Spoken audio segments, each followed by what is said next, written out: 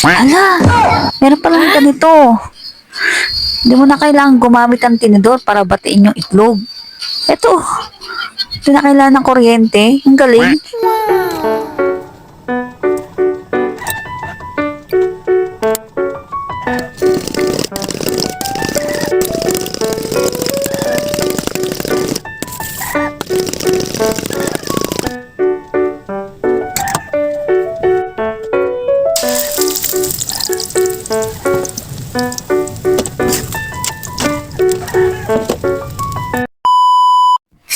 At ito na nga, nakita natin yung video na yon. So, syempre, nakita natin at parang na-curious tayo. Taran! Di ba? Ang galing. Oh. Oh, di ba? So, ngayon, itatry nga na natin kung okay ba siya talaga sa sa itlog. Okay, ito. Meron tayong andito eh. Meron tayong, kala nyo, do ko handa ah. Ayan, diba? Susubukan natin, itlog, na gamitin itong, nakita natin sa video. Okay? Sige. Let's start now.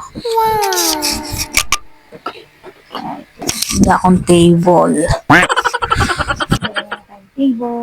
So, ito yung gagamitin natin sa ating pagbati ng itlog. Okay. Diba? Hinakla natin sa video kanina. So, ito-try natin. Okay?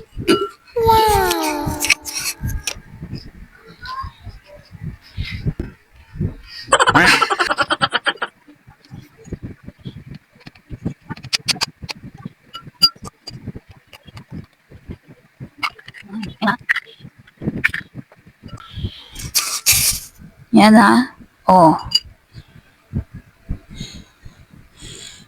Totoong itlog yan. Ito, ibibigyan po natin. Ang galing. Diba? Hindi na kailangan ng kuryente rito.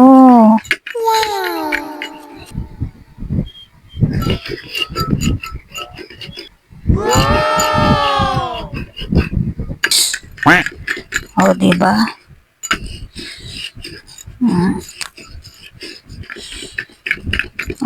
Di mo na kailangan gumamit ng tinidor dito.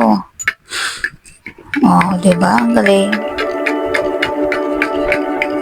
Ikot-ikot lang mula nung mailang gawa ng iyong tingin. Wow!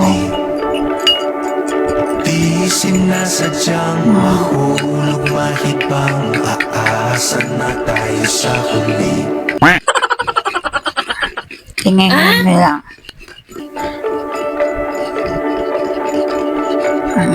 Ikot-ikot lang. Tapon. So, kung gusto nyo ng ganito, yung may pagkinto-kinto pa,